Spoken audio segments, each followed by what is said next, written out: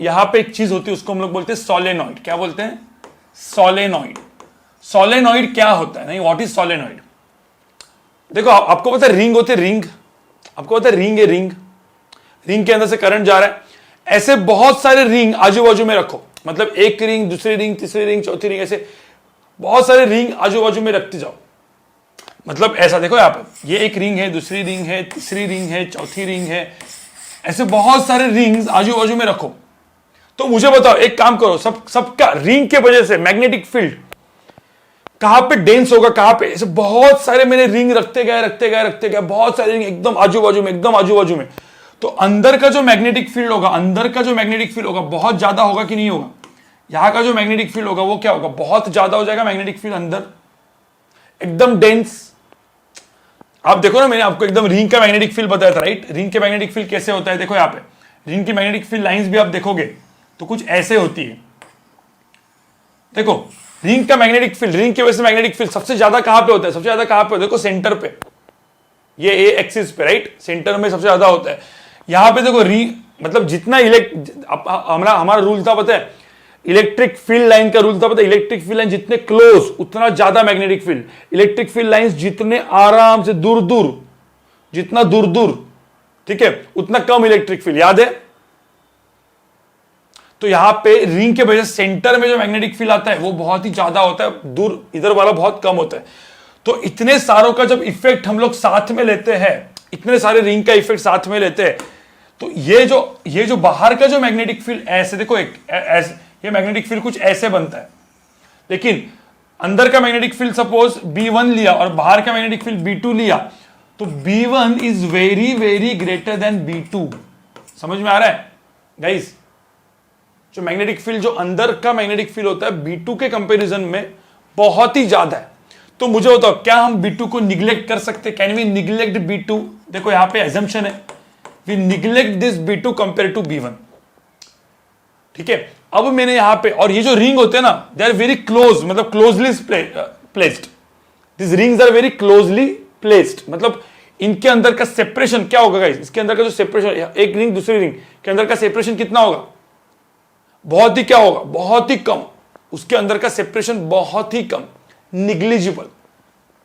ये जो डिस्टेंस है ना D, ये जो R, D is very very very, मतलब वेरी स्मॉल, ठीक है? और मैं आपको एक सिंपल सी बता रहा हूं, मैं एक जो चीज बता रहा हूं यहां पे वो भी ध्यान में रखना। ये जो लेंथ होते हैं ना, लेंथ और इसका जो radius, so this length is very very very greater then the radius of the ring. मतलब ऐसा पकड़ लो, हम लोग जो रिंग ले रहे हैं ना वो इस तरीके से ले रहे हैं। देखो ये एक रिंग, दूसरी रिंग, तीसरी रिंग, चौथी रिंग, और ऐसा करके बहुत, मतलब बहुत सारे ऐसे रिंग रख दिए मैंने, और बहुत लंबा, समझ रहे हैं? ऐसा बहुत लंबा कर दिया मैंने इसको।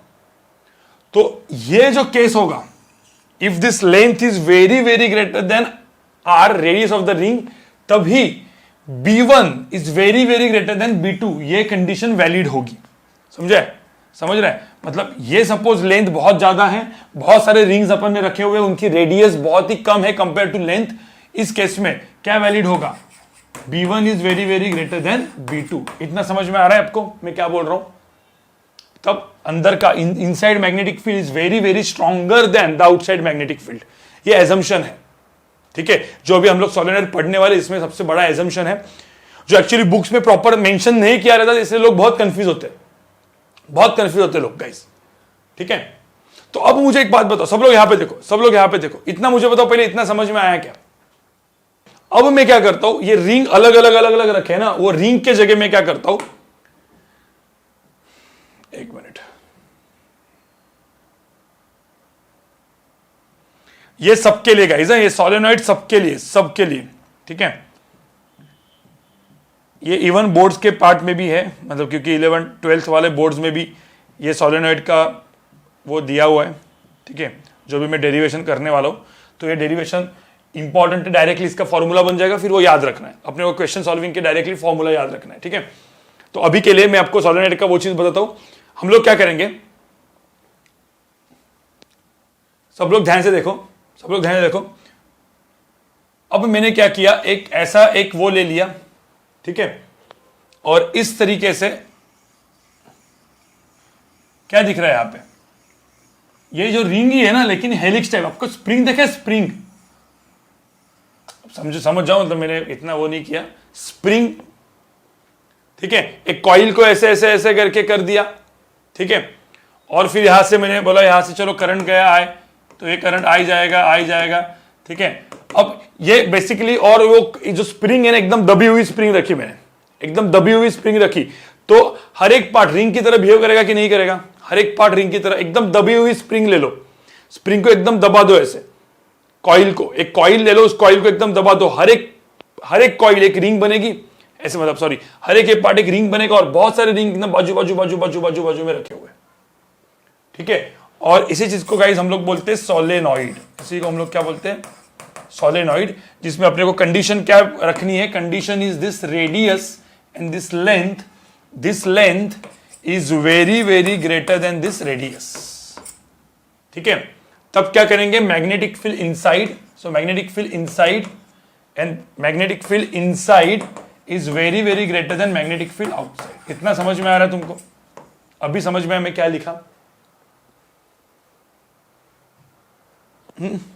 अब इसको पकड़ के हम लोग, अभी कोई बोलता है सर फिर इसका जो मैग्नेटिक फील्ड इनसाइड है उसकी वैल्यू कितनी है, ठीक है। तो यहां पे गाइस मैं एक टर्म डिफाइन करूंगा, उस टर्म को मैं बोलूंगा स्मॉल एन। स्मॉल एन का मतलब होता है नंबर ऑफ टन्स, यहां पे देखो, per unit, number of turns per unit length. क्या बोलूंगा मैं? Number of turns per unit length, number of turns per unit length, उसको मैं क्या बोलूंगा? Small N. इतना समझ में? एक टर्म डिफाइन किया मैंने for solenoid, number of turns, कितने टन्स है पर यूनिट लेंथ। समझ में आ रहा है? समझ में आ रहा है? नंबर ऑफ टन्स मतलब कितने टन्स है, ठीक है, पर यूनिट लेंथ, इसको मैं बोलूंगा स्मॉल एन, स्मॉल एन, ठीक है।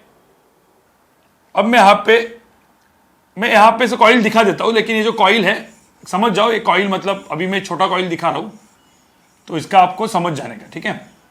मैं दिखा रहा हूं इतना ही, तो ये मेरे सोलेनॉइड दिखा दिया। अब मुझे बताओ मेरा मैग्नेटिक फील्ड कहां पे होगा?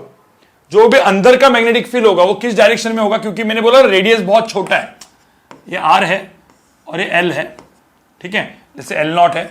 अब मुझे होता है L naught is very very greater than R, तो ये बहुत आर बहुत कम, तो मुझे होता है यहाँ पे जो अंदर का जो मैग्नेटिक फील्ड है, ठीक है, अंदर के मैग्नेटिक फील्ड को मैं स्ट्रेट मानू, स्ट्रेट, अंदर का मैग्नेटिक फील्ड हमेशा क्या रहेगा? स्ट्रेट रहेगा। देखो इधर भी देखो, इधर भी देखो, सब जगह का इधर का जो मैग्नेटिक फील्ड है, मैग्नेटिक फील्ड इनसाइड, ये क्या रहेगा गाइस? इसको मैं स्ट्रेट मान लू, क्योंकि ये रेडियस तो बहुत ही छोटा है ना, तो मैग्नेटिक फील्ड सब जगह स्ट्रेट और सेम है और स्ट्रेट है। समझ में आ रहा है? ठीक है।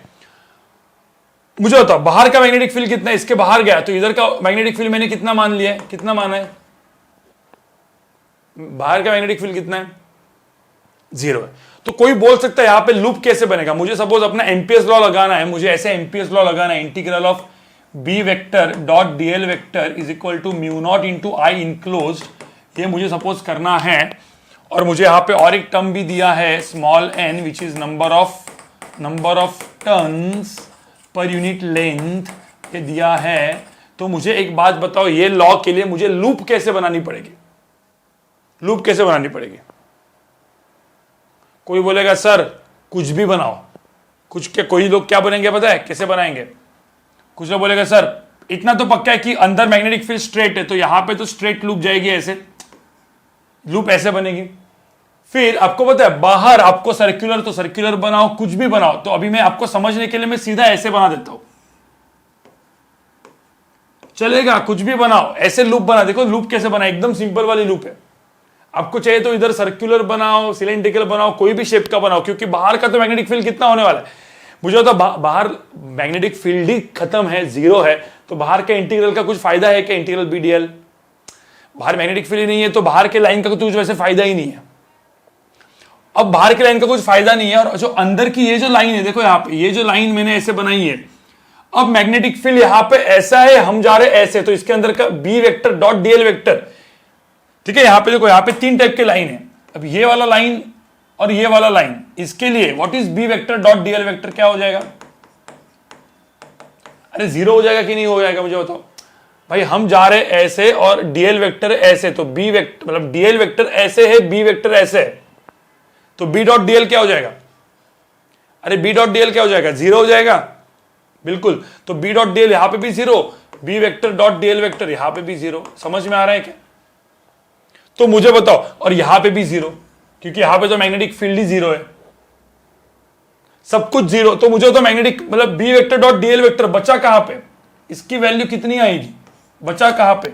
सिंपल अंदर वाले लाइन पे। जो सपोज इसका मैग्नेटिक फील्ड मैंने बी मान लिया, तो ये बी और लेट्स से इसकी लेंथ, मैंने इसकी लेंथ मान ली एल। तो मुझे बताओ यहां पे डायरेक्टली सिंपली आंसर क्या आएगा? बी इंटू एल आएगा कि नहीं आएगा? आप बोलोगे एकदम सिंपल कर दिया, मतलब ये सिंपल ही है, ठीक है, ये डायरेक्टली डेरिवेशन है, आपको याद रखना है गाइस। ये डायरेक्टली क्लिक नहीं होगा, अभी आपको क्लिक हो जाएगा, अभी एक बार बताने के बाद क्लिक हो जाएगा। ये आपको समझना बहुत जरूरी है, क्योंकि डेरिवेशन है डायरेक्टली सारे बोर्ड्स में, ठीक है। तो B into L, mu naught into I enclose कितना होगा? कोई बोल सकता है what is, how much is I enclosed? ठीक है, अब ऐसे यहां पे देखे थे, यहां से करंट गया आई, ठीक है, यहां पे करंट कितना गया? आई, करंट आई गया। अब मुझे बताओ करंट आई गया तो ये इस पर्टिकुलर लूप में देखोगे 3 डायमेंशन ही, तो कितने आई जा रहे हैं? एक्चुअल में देखा जाए तो बहुत सारे करंट लूप जा रहे हैं कि नहीं जा रहे?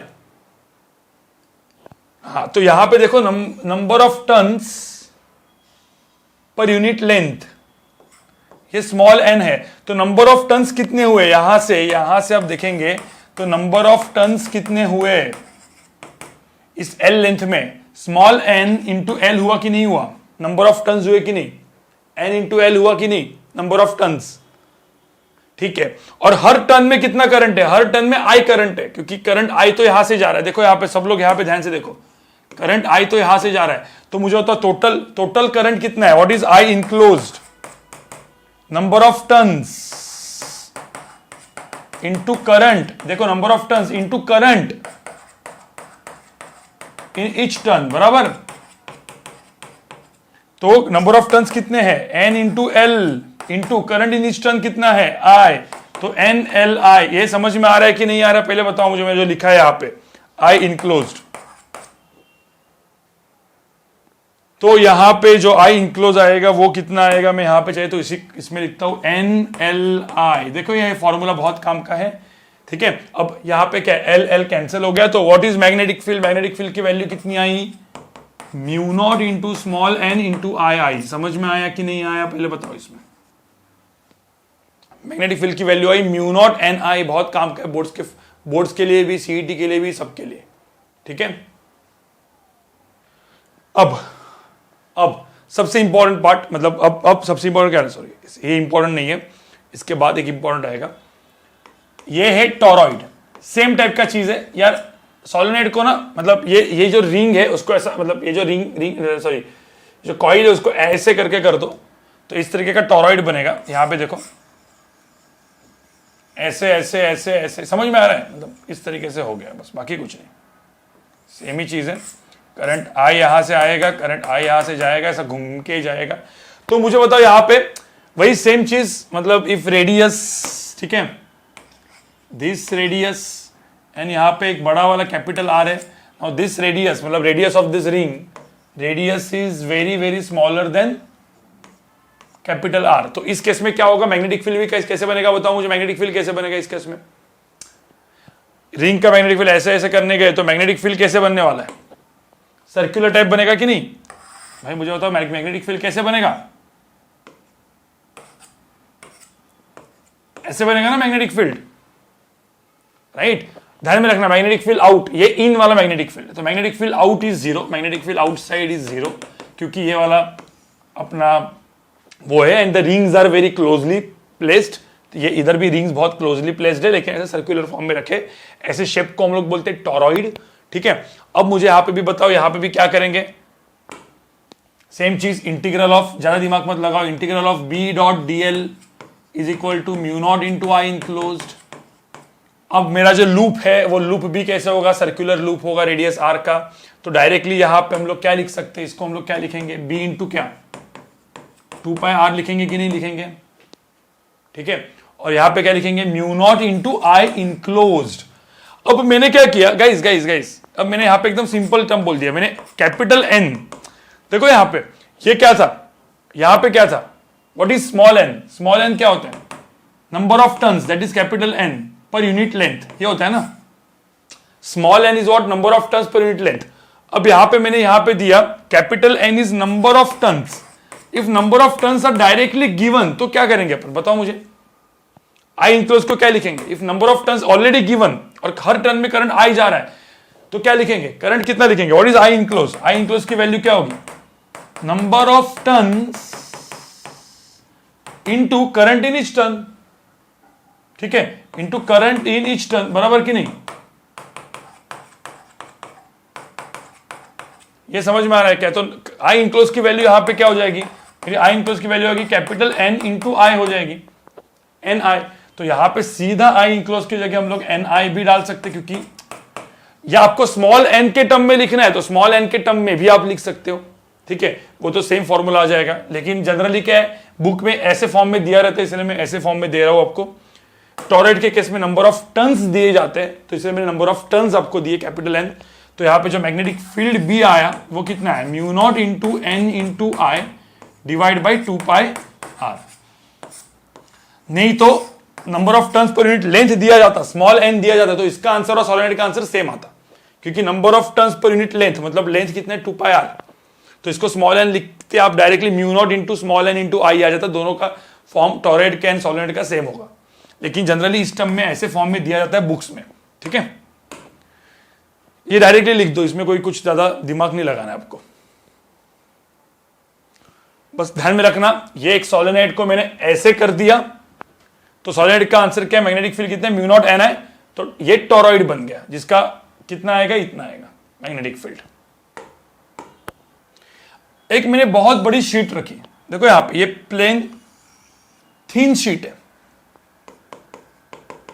थिन शीट बट बहुत बड़ी है, बहुत बड़ी है मतलब बहुत बड़ी है, और कहां पे आ रही है, पेज के बाहर आ रही है, मतलब ऐसा पकड़ लो, ऐसा कोई सपोज ये शीट है, देखो यहां पे ये शीट दिख रही है आपको, ऐसे समझ में आ रहा है, मतलब ये एक शीट है ऐसे बड़ी सी, बहुत बड़ी सी, जो पेज के ऐसे बाहर, प्लेन के ऐसे बाहर आ रही है, सीधा आपके तरफ आ रही है ऐसे, ठीक है, आपके तरफ आ रही है ऐसे, बहुत बड़ी सी प्लेन शीट, समझ में आया।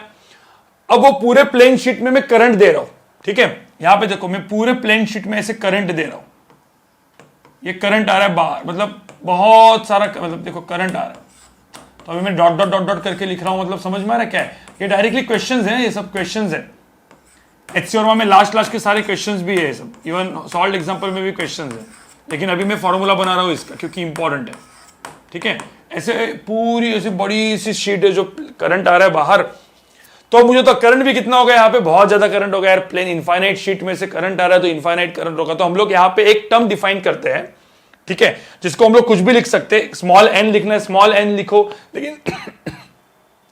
लेकिन स्मॉल एन अपन ने सिंबल यूज किया था सोलेनोइड के लिए, करंट पर यूनिट लेंथ, यहां पे एक सिंबल यूज करते लेट्स से के को हम लोग बोलेंगे नंबर ऑफ टर्न्स नहीं, करंट पर यूनिट लेंथ, सीधा करंट पर यूनिट लेंथ, समझ में आ रहा है, मतलब पर्टिकुलर एल लेंथ के लिए कितना करंट आएगा, पर्टिकुलर एल लेंथ के लिए करंट कितना आएगा, के इंटू एल, समझे क्या, पर्टिकुलर सपोज एल लेंथ मैंने लिया, एल पार्ट का लेंथ लिया तो कितना करंट आएगा, के इंटू एल आएगा, समझे गाइस।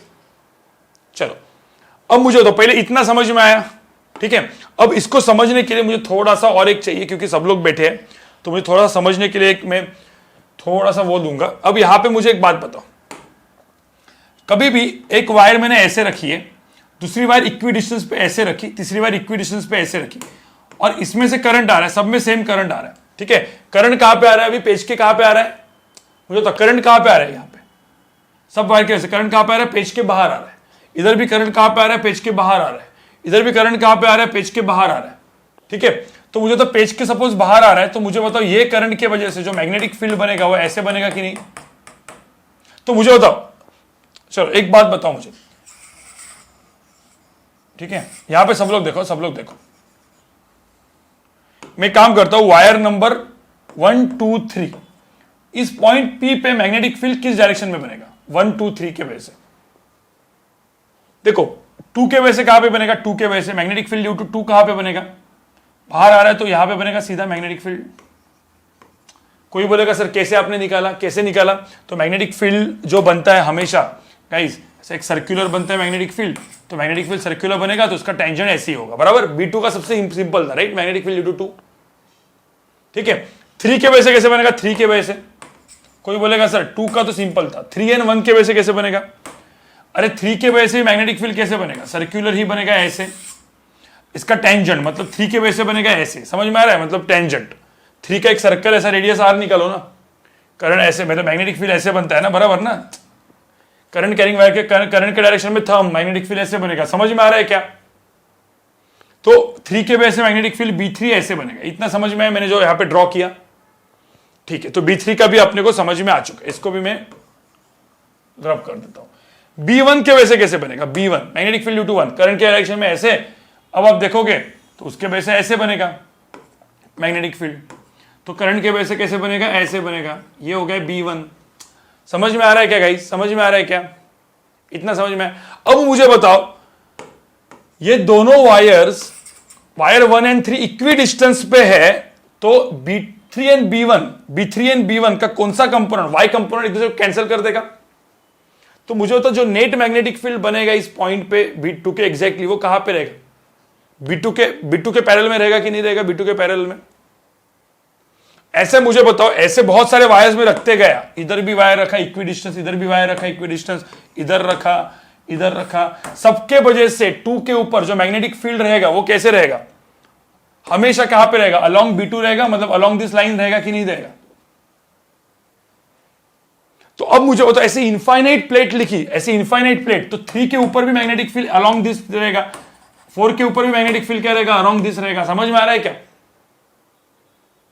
तो मुझे बताओ जो प्लेन शीट होती है, सबको समझना पहले जरूरी है, प्लेन शीट के वजह से, कोई भी एक शीट होती है, बहुत बड़ी सी शीट है, तो प्लेन शीट है, उसके वजह से जो मैग्नेटिक फील्ड रहेगा, अब ध्यान में रखना, 2 के वजह से जो मैग्नेटिक फील्ड होगा ऊपर, वो इस डायरेक्शन में रहेगा। देखो डायरेक्शन ऐसी है मैग्नेटिक फील्ड की, ठीक है। मुझे बताओ बाहर, नीचे मैग्नेटिक फील्ड की डायरेक्शन कैसे होगी? नीचे करंट के डायरेक्शन में ऐसा ना, मतलब मैग्नेटिक फील्ड, तो नीचे डायरेक्शन कैसे होगी? ऐसे। तो हमेशा ध्यान में रखना, magnetic field is always in this direction, ठीक है। मतलब पैरेलल टू शीट रहेगा, ऐसे पैरेलल टू शीट रहेगा कि नहीं रहेगा? मुझे बताओ, ये समझ में आए? देखो ये थोड़ा सा जेई एडवांस का पार्ट हो गया है, मतलब JEE main, JEE advance, JEE mains में अच्छे लेवल का, जेई एडवांस लेवल का, लेकिन नीट वाले लोग भी समझने की कोशिश करो, नहीं समझ में आया कोई दिक्कत नहीं। इतना समझ में आया मुझे बताओ? तो ऐसे इनफाइनाइट ऐसे वायर्स रहेंगे, इनफाइनाइट ऐसे वायर रहेंगे, तो इनफाइनाइट शीट रहेगी, तो हर एक पॉइंट जो मैग्नेटिक फील्ड होगा हमेशा पैरेलल टू शीट रहेगा, ठीक है। इतना समझ में आया, ये मैं आपको समझने के लिए बताया। अब मैं यहां पे डायरेक्टली इस कॉन्सेप्ट को अप्लाई करता हूं। करंट देखो, इनफाइनाइट शीट की वजह से इतना तो समझ में आया कि मेरा जो मैग्नेटिक फील्ड है ऑलवेज पैरेलल टू दिस, ऐसे, ठीक है। अब करंट ऐसे आ रहा है तो मैग्नेटिक फील्ड इस डायरेक्शन में ऊपर रहेगा, नीचे इस डायरेक्शन में रहेगा। कोई दिक्कत? कोई दिक्कत? अब मुझे बताओ, मतलब बाकी पॉइंट पे भी ऐसे ही रहेगा, मतलब कोई बोलेगा सर इधर कितना रहेगा, अलग अलग इसमें ऐसा रहेगा, इधर ऐसे रहेगा, ठीक है, जो भी इधर रहेगा। अब मुझे लेकिन मैग्नेटिक फील्ड की वैल्यू निकालनी है, तो इसलिए मैं क्या करूंगा, सिर्फ एक ही मैग्नेटिक फील्ड लेता हूं, ठीक है, और इक्वी डिस्टेंस पे मैं ऐसे लूप बनाता हूं, ठीक है। अब मैंने ऐसे लूप बना दी, देखो लूप मैंने ऐसे बना दी, ठीक है। ये लेंथ L की बना दी, ये लेंथ L है, चाहिए तो इसका लेंथ कुछ मैंने A मान लिया तो A ले लो, कोई दिक्कत नहीं है। अब मुझे होता इस लूप में मैं जब अपना ये समझने की कोशिश करो, नहीं समझ में आए तो घर पे जाके देखो, समझने की कोशिश करो। इंटीग्रल ऑफ BDL लगाता हूं, अपना एम्पियर्स लॉ लगाता हूं, mu naught into I enclosed. तो पहले तो मुझे होता इंटीग्रल BDL क्या होगा, व्हाट इज इंटीग्रल BDL? भाई अभी मैंने बोला था ना, आपका मैग्नेटिक फील्ड B भी ऐसे ही है, अब दोनों सेम डिस्टेंस पे है, तो मुझे बताओ यहां पे और यहां पे इंटीग्रल ऑफ BDL कितना हो जाएगा? क्योंकि यहां पे मैग्नेटिक फील्ड ऐसे है और हम जा रहे हैं ऐसे, क्योंकि DL वेक्टर तो हम लोग ऐसे मूव कर रहे हैं ना, अपन लूप तो ऐसे जा रहे हैं, राइट। तो यहां पे तो कितना होगा, यहां पे कितना होगा? 0, बिल्कुल, यहां पे 0, ये वाले पार्ट में भी इंटीग्रल BDL क्या हो जाएगा? 0 हो जाएगा। तो मुझे बताओ इंटीग्रल BDL बचेगा कहां पे? सिर्फ ऊपर और नीचे, ठीक है ना। ये होगा B इंटू एल, ये होगा B इंटू एल। तो मुझे तो इंटीग्रल BDL यहां पे कितना बना? इंटीग्रल यहां पे BDL बना 2BL, ये समझ में आ रहा है क्या? डायरेक्टली समझ में है 2BL, बिल्कुल बिल्कुल, वेरी गुड, ठीक है, कुछ लोग को समझ में, अच्छी बात है। Mu naught into I enclose. अब मुझे बताओ करंट पर यूनिट लेंथ इज के, तो मुझे तो करंट कितना आएगा यहां पे, करंट, टोटल करंट कितना आएगा, आई इनक्लोज कितना आएगा, के इंटू क्या, के इंटू एल, अरे के इंटू एल, तो यहां पे करंट इनक्लोज जो आएगा दैट इज के इंटू एल, और म्यू नॉट ऐसे का ऐसा रहेगा, एल एल कैंसल, तो मैग्नेटिक फील्ड की वैल्यू कितनी आई यहां पे, मैग्नेटिक फील्ड की वैल्यू कितनी आई, म्यू नॉट के बाई 2। बस समझ में आया तुमको सबको? ये एक अच्छे टाइप का क्वेश्चन था, कैसे मैग्नेटिक फील्ड निकालते ड्यू टू प्लेन शीट। समझ में आ रहा है गाइस? तो एग्जांपल 1, ऐसे पकड़ लो कि यहां पे एक शीट है, ठीक है, और यहां पे ये बाहर आ रहा है ऐसे, ठीक है, मैग्नेटिक फील्ड, ठीक है, मतलब करंट बाहर आ रहा है ऐसे, यहां पे एक शीट है जिसमें करंट अंदर जा रहा है। अब सपोज पकड़, अभी कभी कभी मैं अलग अलग दे सकता हूं, लेकिन अभी के लिए सब के देता हूं, चलो इसका के और एच देता हूं, चलो के और एच देता हूं, यहां पे के और यहां पे H. What is this? Current per unit, ये दोनों का मतलब क्या है, करंट पर यूनिट लेंथ, ठीक है, ये के और एच दिया हुआ है। तो बोले मैग्नेटिक फील्ड एट पॉइंट, ये बताओ 1 and magnetic field at point 2, और 3 पे भी निकाल सकते हैं, लेकिन 1 एंड 2 में क्या होगा बताओ? 1 के वजह से मैग्नेटिक फील्ड कहां पे रहेगा, इसके वजह से क्या, ये plate number 1, plate number 2, point number 1, point number 2, P1 P2। P1 के वजह से मैग्नेटिक फील्ड जो रहेगा यहां पे, मैग्नेटिक फील्ड क्या होगा, ये इसके वजह से लेट्स से मैंने B1 लिया इस तरफ, तो B2 कैसे होगा, इसके वजह से कैसे होगा, B2 कैसे होगा, इसके वजह से B2 कहां पे होगा, इधर होगा, पैरेलल होता है ना। तो magnetic field at point P1 क्या रहेगा, B1 माइनस B2। समझ में आ रहा है? और तुम लोग को सबको पता ही है वो क्या होता है, म्यू नॉट के by 2 minus mu naught H by 2। समझ में आ रहा है क्या गाइस? डायरेक्टली फॉर्मूला यूज कर सकते हो। पॉइंट 2 पे क्या रहेगा बताओ, पॉइंट 2 पे मैग्नेटिक फील्ड क्या रहेगा, 1 के वजह से भी इस तरफ magnetic field due to 1, plate number 1 की वजह से इस तरफ, magnetic field due to plate number 2 के वजह से भी क्या, इस तरफ। तो पॉइंट 2 पे मैग्नेटिक फील्ड क्या हो जाएगा गाइस, ऐड हो जाएगा। Magnetic field, net magnetic field at point 2 क्या होगा, B1 प्लस B2। तो यहां पे क्या होगा, म्यू नॉट के by 2 plus mu naught H by 2। समझ में आ रहा है? अब मुझे बताओ, ये दोनों सेम होता, करंट पर यूनिट लेंथ दोनों का सेम होता, तो बाहर का मैग्नेटिक फील्ड कितना होता, ऐसे प्लेट में बाहर का मैग्नेटिक फील्ड इधर और P1 है, सपोज P3 पॉइंट, बाहर का मैग्नेटिक फील्ड कितना हो जाता, 0 हो जाता। तो ऐसे क्वेश्चन आते हैं ना, कोई क्या दिक्कत है इसमें? ऐसे क्वेश्चन तो सिंपल से क्वेश्चन है, कुछ है ही नहीं इसमें। अलग अलग प्लेट्स के क्वेश्चंस कर सकते हो कि नहीं कर सकते गाइस? ऐसे क्वेश्चंस कर सकते हो कि नहीं कर सकते? एकदम सिंपल है, कुछ नहीं है इसमें। अब तुमको मैं एक छोटा सा एग्जांपल देता हूं, तुम खुद करोगे। एग्जांपल 2 तुमको देता हूं मैं, खुद करोगे। मुझे बताओ यहां पे वही ये करंट कैरिंग ऐसे वो है, ठीक है, समझ जाओ ऐसा, मतलब ये लिखा है मैंने करंट कैरिंग ऐसे, मतलब ये शीट है पूरी, उसका ये दिया हुआ है के इज करंट पर यूनिट लेंथ, करंट पर यूनिट लेंथ है ये दिया है। यहां पे एक सोलेनॉइड दिया है, सुनो यहां पे एक सोलेनॉइड दिया है, इस तरीके से रखा है, ठीक है, और सोलेनॉइड का करंट ये दिया है एन क्या होता है मुझे होता है, सोलेनॉइड का एन क्या होता है, number of turns per unit length ये दिया रहता है।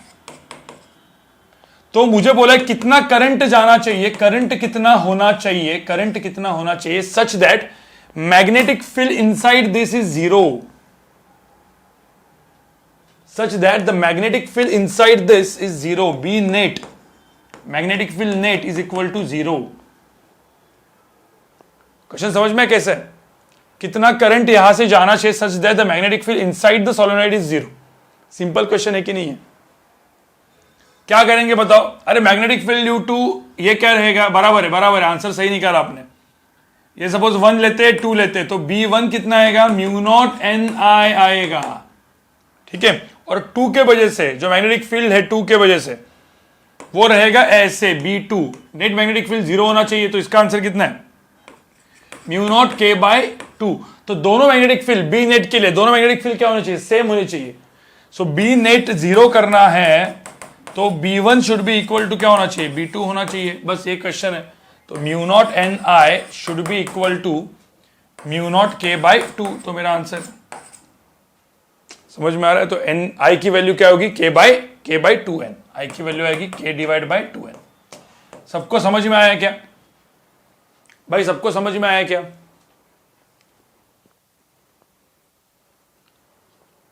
और मुझे तो मैग्नेटिक जो सोलेनॉइड है ऐसे रखा तो क्या था, सोलेनॉइड सपोज ऐसे रखा तो क्या होगा, वेक्टर एडिशन करना पड़ेगा भाई, वेक्टर एडिशन सिंपल।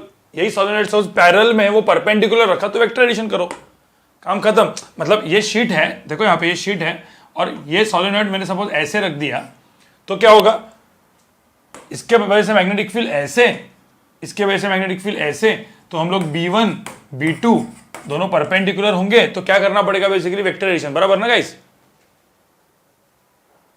समझ में आ रहा है? कुछ लोगों ने बोला कि परपेंडिकुलर नहीं, कुछ सोलेनॉइड सपोज ऐसे रख दिया तो इसका मैग्नेटिक फील्ड ऐसे, इसका मैग्नेटिक फील्ड ऐसे, तो ये भी वेक्टर एडिशन हो जाएगा कुछ एंगल में। समझ में आ रहा है क्या? इसमें नेट मैग्नेटिक फील्ड 0 नहीं होगा, इसमें 0 नहीं होगा।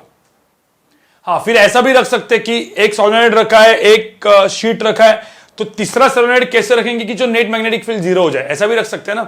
तीसरा मैग्नेटिक कैसे रखेंगे, तीसरा सोलेनॉइड कैसे रखना है कि नेट मैग्नेटिक फील्ड 0 हो जाए। देखो मतलब नंबर ऑफ क्वेश्चंस बन सकते कि नहीं बन सकते, मुझे पहले बताओ। बाकी तो सब लॉजिक है यार, मतलब आपको एक बार समझ में आया कैसे लॉजिक क्वेश्चन बनते हैं, उसके बाद क्वेश्चन तो 1000 बन सकते हैं।